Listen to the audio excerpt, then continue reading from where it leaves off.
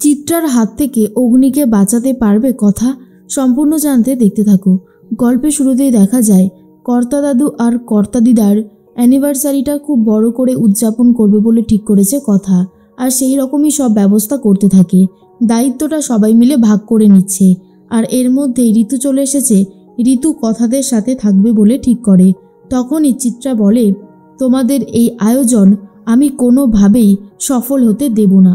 চিত্রা তো চলে গেছে প্রান্তিকের সাথে দেখা করতে জেলে, আর বলে, প্রান্তিক তুমি যে এত বড় খিলাড়ি সেটা আমি ভাবতেও পর্যন্ত পারিনি। প্রান্তিক বলে, কি করব বলুন, এছাড়া আর কি কোনো উপায় ছিল? তা আপনার হঠাৎ আমাকে মনে পড়ল? চিত্রা বলে, মনে না পড়ে কি আর কোনো উপায় আছে? তুমি যা শুরু করেছো, তোমাকে আমি বারবার করে বলেছিলাম আমার ছেলে আর আমার মেয়ের দিকে না তাকাতে, আর তুমি সেই ভুলই বারবার করে করছো প্রান্তিক। এটা কিন্তু ঠিক হচ্ছে না। প্রান্তিক বলে, আমি আপনাকে এমন একটা গোপন খবর দিতে পারি যেটা এর আগে আপনাকে কেউ দেয়নি, কিন্তু তার জন্য একটা শর্ত আছে। আমাকে আগে এই জেলের মধ্যে থেকে বার করতে হবে। কি আপনি রাজি? এটা শোনার পর তখনই চিত্রা বলে, তুমি আগে বলো খবরটা ঠিক কী? কিন্তু প্রান্তিক বলে, আমি তো আগে থেকে বলবো না, কারণ আগে থেকে যদি আমি বলে দিই তাহলে তো সব মজাই চলে যাবে। সেটা আমি কি করে হতে দিই বলুন? এরপরেই চিত্রা বলে, ঠিক আছে, আমি তোমাকে এখান থেকে বার করার ব্যবস্থা করব। এর মধ্যেই চিত্রা ভাবে উকিলকে ধরে প্রান্তিককে যেভাবেই হোক বার করার চেষ্টা করতে হবে। কথা দায়িত্ব নিয়েছে আর খুব সুন্দরভাবে সব কিছু করবে বলে ঠিক করে। ছোটকাকে বলে, এই যে পান পাতাটা দেখছো, এটাতে অনেক কিছু করা হবে। পান পাতা দেখলেই মনে হয় না ভালোবাসার একটা জিনিস? এরপর তখন নূপুর বলে, সত্যি কথা, তুমি এত সুন্দরভাবে সব কিছুর অ্যারেঞ্জমেন্ট করো যেটা দেখলে খুব ভালো লাগে। এরপর কথা কর্তা দাদু আর কর্তা দিদাকে সারপ্রাইজ দেবে বলে সকাল সকাল রেডি হয়ে বেরোবে বলে ঠিক করেছে। তার মধ্যে অগ্নি এসে বলে, এই তুই এখন কোথায় যাবি? কি ব্যাপার, কিছু বলছিস না যে? কথা ঠিক করে এখন আর কাউকে কিছু বলবে না, আগে কাজটা হোক তারপরে বলবে। কিন্তু পাচক মশাইও কথাকে কোনোভাবেই যেতে দিচ্ছে না। তাই কথা একটা ফোন দিয়ে আটে।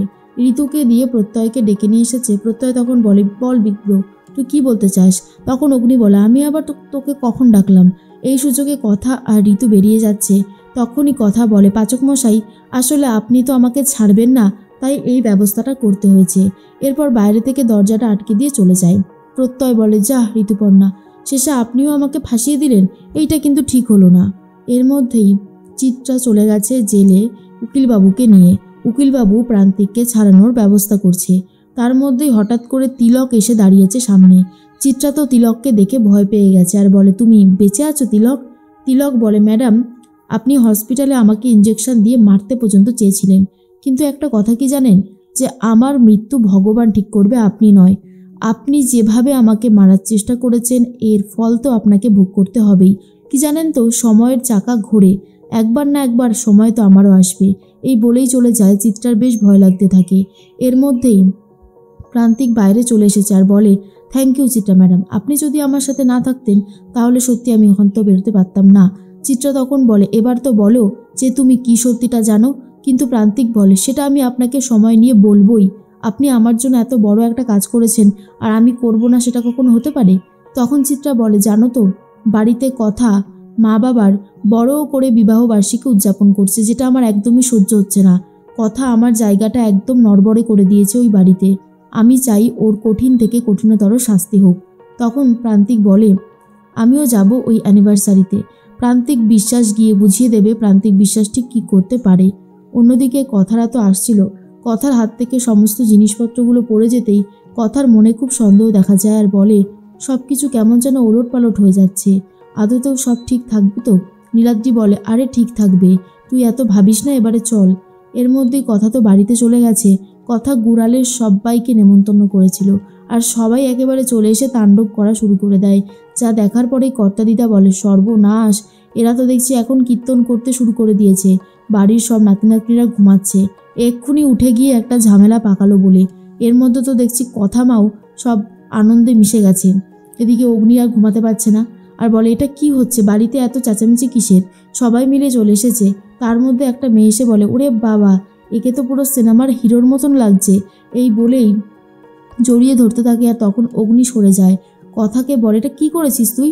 তখন কথা বলে, কর্তা দাদু আর কর্তা দিদার অ্যানিভার্সারির জন্য গুড়ালের সবাইকে নেমন্তন্ন করা হয়েছে পাচক মশাই, অগ্নি তো খুব রেগে যায়।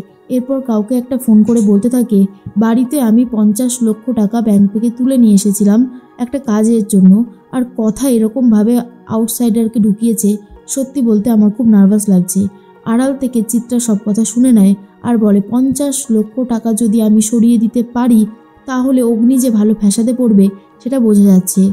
চলো তাহলে এইটাই করা যাক। আর এদিকে অগ্নি এতগুলো টাকা নিয়ে কি করবে বুঝতে পারছিল না।